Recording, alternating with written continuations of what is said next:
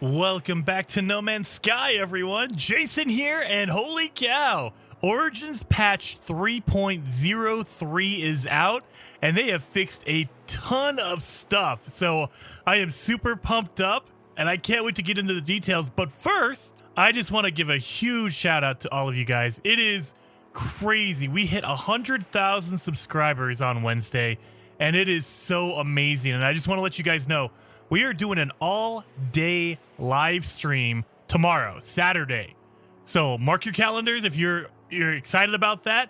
We're going to be playing No Man's Sky, and because we're playing all day, we can throw in some other games, but we're going to start with No Man's Sky. And I just want to let you guys know, full day, 100,000 subscribers stream is coming tomorrow, so check the channel. I will have the live stream notification up so you guys can see exactly when it's going to happen in your time zone, because I don't know where you live. I can't tell you when it's going to happen. Anyway, let's just jump into these details. So this is Origins patch 3.03, came out October 9th, which is today, Friday. And it just says, hello, everyone. Thank you, everyone, for playing the Origins update, especially those taking the time to report any issues they encounter via the Zendesk or console crash reporting. We are listening closely to your feedback and have identified and resolved a number of issues. These fixes have been combined into patch 3.03, which will be live on all platforms today. And there's a lot of fixes here. I'm not going to go through every single one because this video would be super long, but I'm going to hit some of the bigger ones that I see in the list, and it's pretty awesome, actually. There's a big list. So if you want to actually see the patch notes, I have a link down in the description if you want to just go over there and browse through all of them. So the first one that I noticed that actually made a difference to me is fixed an issue that caused an occasional checkerboard pattern to appear on the terrain on frozen and volcanic worlds. Now, I don't know if you guys have noticed it a lot, but on PC, I've noticed that when you land on some of these planets, it's not every single time, but sometimes just you get these weird, like, either stretched or bad textures, and they're hopefully changing this and figuring this out. I mean, the checkerboarding, I've seen that in space, but I haven't seen it on the ground itself.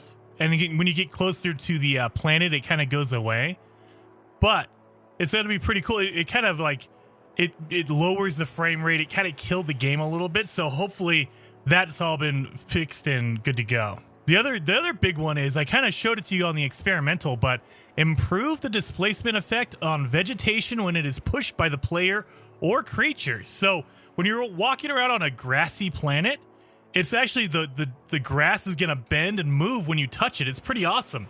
It is so cool to see, because it's not, before it was kind of just a little tiny bit. Now, I mean, it really moves out of the way whenever you're walking through, so that's going to be really cool to check out. I can't wait to jump on a grassy or pink planet and see that working. Another huge one for me, anyway, is players may now use the back out button to select the leave option in an interaction. This is huge, because before you would have to actually, if you went to talk to an alien, you would actually have to go through all their menu options until you can choose the leave option, which is usually at the bottom. Now you don't have to wait for any of that stuff. You can just hit B if you're on Xbox One, or circle if you're on PlayStation 4, and it just cancels out completely. You don't have to wait and select the leave option. You can just instantly leave, which is very cool.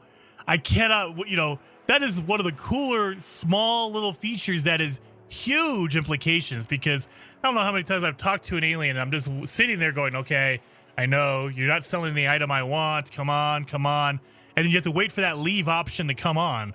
Nope, you can just hit B or circle on PlayStation 4 and you're done. There's also another one that sounds really interesting. It says, when using the endless visor, more distant markers are now shown slightly faded out. So I've actually seen, if you haven't checked out his channel, Craze Gaming actually went into this a little bit in his video, and it is pretty awesome. I would suggest you check him out. He does No Man's Sky stuff. It's pretty cool. But the closer a marker is, like when you're looking for a deposit or maybe some scrap or something like that, the marker, if it's closer to you, it'll be brighter. And the farther it is away, the more faded out the logo is, the little design is. And so you can actually see just by looking at it that it's way far away. You don't have to guess like, oh man, that one, how much is it? And you have to hover your icon over it and it says, oh yeah, it's, 300 yards away or whatever. No, it'll actually, you can just see it visually. Oh, it's really faded. That means it's way far away.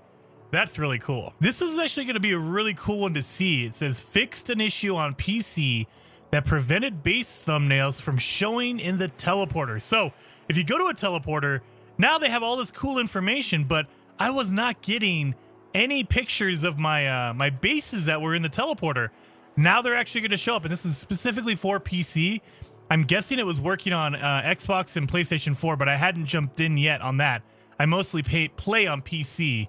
So it's going to be really cool to see my actual, thumbnails show up instead of just a plain, that blue blueprint looking thing with the base computer logo on it. It was boring and you couldn't tell. Now you'll be able to see your thumbnails, which is really cool. And then there's one more that I'm still looking for. So hopefully this increases the chance of it, but it says increase the likelihood of meteor showers on dead planets. I still haven't hit like a meteor shower. Like I've had meteors randomly come down and hit, close to me, but not really on me. I want something huge, and hopefully that's what this means. I want some major, like 20 meteors coming down at the same time. I want to see some really cool showers coming down instead of just like the one little meteor coming down. So I can't wait. I can't wait to jump into this update, or this patch, I should say. And I can't wait to play with you guys tomorrow. If you guys are excited, hit that like button for me. And if you want to see more, subscribe to the channel as always, because I do a lot of No Man's Sky stuff. And I will see you guys tomorrow.